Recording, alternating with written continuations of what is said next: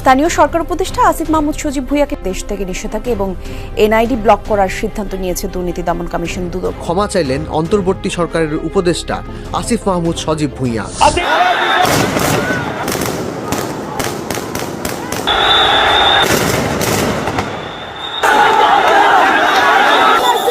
অন্তর্বর্তী সরকারের চেয়ে পাওয়ারফুল নাকি এনসিপি, এরাও শেখ হাসিনার মতো পালাতে হবে। কিন্তু রাষ্ট্র পরিচালনার জন্য অনির্বাচিত কোনো সরকারকে কেউ চায় না। এনসিপি আরেকটি হলো অন্তর্বর্তী সরকার, একে অপরের খালাতো মামাতো ভাই। এই সরকারকে বারবার গ্রেফতার এবং কঠিন শাস্তি দেওয়ার কথা বললেও তারা এটা দিচ্ছে না।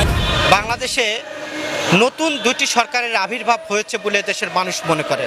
দর্শক, এবার কঠিনভাবে ফেসে গিয়েছেন সমন্বয়করা, সার্জিস হাসনাত, এবারও উপদেষ্টারাও কঠিনভাবে ফেসে গিয়েছেন। দর্শক, সাবেক প্রধানমন্ত্রী শেখ হাসিনাকে বাংলাদেশে ফিরিয়ে আনার জন্য তুল কালাম সৃষ্টি করে দিয়েছেন, বাংলাদেশে যেন রণক্ষেত্র পরিণত করেছেন আওয়ামী লীগের নেতাকর্মীরা, যা এই ভিডিওতে আপনারা দেখতে পারবেন।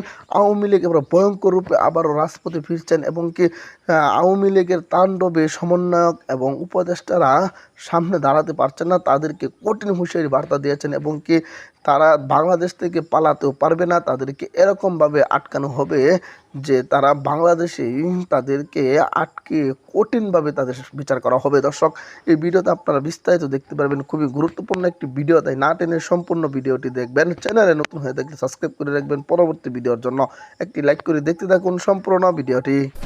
স্থানীয় সরকার উপদেষ্টা আসিফ মাহমুদ সজীব ভুঁইয়াকে দেশ থেকে নিষেধাজ্ঞা এবং এনআইডি ব্লক করার সিদ্ধান্ত নিয়েছে দুর্নীতি দমন কমিশন দুদক। ক্ষমা চাইলেন অন্তর্বর্তী সরকারের উপদেষ্টা আসিফ মাহমুদ সজীব ভুঁইয়া। আসিফ এবং মাহমুদ আলম, এই স্বাধীন বাংলাদেশে কোন জঙ্গিবাদের নেতাকে কোন রাষ্ট্রীয় কিংবা সাংবিধানিক আমরা আর দেখতে চাই না। তাই অনতিবিলম্বে পদ থেকে অপসারণ করে তাকে গ্রেফতার করতে। আসিফ ভয় পাইছে, আরো পাইবে, কিন্তু কোন ছাত্র নেতারা এত বিতর্কিত হয় নাই, এইবারে তত বিতর্কিত হয়েছে। এরা নিরাপদ নয় দেশের জন্য, পরিষ্কার বক্তব্য। 5 আগস্টের পরে টাকার কুমির হয়ে গেছে।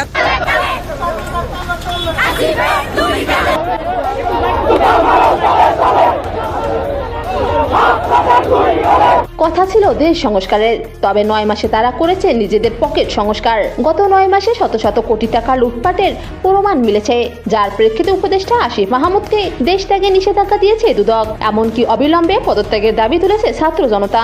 তার কুশপুত্রিকা বানিয়ে পরানো হচ্ছে জুতার মালা। আজকে যদি শেখ হাসিনা যুক্তির টেবিলে বসে বলে যে আমি তো 16 বছরে আমার পিয়ন করেছে 400 কোটি টাকার দুর্নীতি, আর আপনার তো 6 মাসে করেছে 311 কোটি টাকার দুর্নীতি, তাহলে দুর্নীতিতে বড় কে? এদিকে নবগঠিত রাজনৈতিক দলের দুর্নীতি একের পর এক ফাঁস করছে তাদের দলের নেতাকর্মীরাই, দিচ্ছেন কড়া হুঁশিয়ারি। তারা বলছেন সমন্বয়কদের দুর্নীতির কথা মানুষ জেনে গেছে। আগে যাদের ডাকে হাজার হাজার মানুষ রাস্তায় নেমে আসতো, এখন মানুষ বুঝে গেছে তারা রাজাকার। আজ থেকে 4 মাস আগে তাদের কি ক্রেজ ছিল, এখন তারা প্রস্তুতির কথা রাস্তায় এসে দাঁড়ালে অর্গানিক 100 লোক পায় না। এই যে তোমাদের সাথে 100 লোক নাই, এটা তো আমাদের জন্য আনন্দদায়ক না, এটা দুঃখ। পরিকল্পিতভাবে বৈষম্য বিরোধী ছাত্র আন্দোলনের সার্জিস আলমের উপর হামলা চালিয়ে কয়েকজনকে গুরুতর আহত করা। ওই খুনি হাসিনাকে আশ্রয় দিয়েছে আধিপত্যবাদী ভারতের দিকে, আমরা ঘৃণা করে আর তাকাবো না।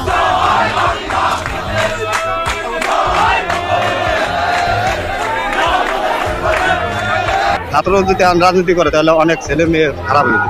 একটা সিট বাংলাদেশ পাইবে এরকম অবস্থা ছাত্র করবো না। বাংলাদেশের মানুষ ধরেন এত পাগল হয়নি যে কেউ দাঁড়ায় গেছে ভোট দিয়ে দিব। এবার নিষিদ্ধ ছাত্রলীগ নেতা কর্মীদের হাতে গণদুলাই খেল এনসিপি নেতা সার্জিস আলম। শপিং মলে ঢুকেও হলো না শেষ রক্ষা। এবার যেন সমন্বয়ক নিধন কর্মসূচি পালিত হচ্ছে। বিভিন্ন জায়গায় বৈষম্য বিরোধী ছাত্রদের উপর একের পর এক এমন বর্বর হামলা হচ্ছে, তারাই যেন তাদের একমাত্র টার্গেট। তাই সে সকল ক্ষোভ তাদের উপরই যেন মিটানো হচ্ছে। যদিও আওয়ামী লীগ নিষিদ্ধের ব্যাপারে বেশ সোচ্চার ছিলেন এনসিপি নেতা সার্জিস আলম, তাই তার উপর এমন বর্বর হামলা চালানো হয়েছে। এরপর সেখানে থাকা স্থানীয় মানুষের সহায়তায় রক্ষা পান সার্জিস আলম। বর্তমানে বেশ গুরুতর আহত অবস্থায় তাকে হাসপাতালে নেওয়া হয়। এই হামলার পরপরই সেখানে সার্জিসের উপর হামলার প্রতিবাদে বিক্ষোভ মিছিল করে এনসিপির নেতাকর্মীরা।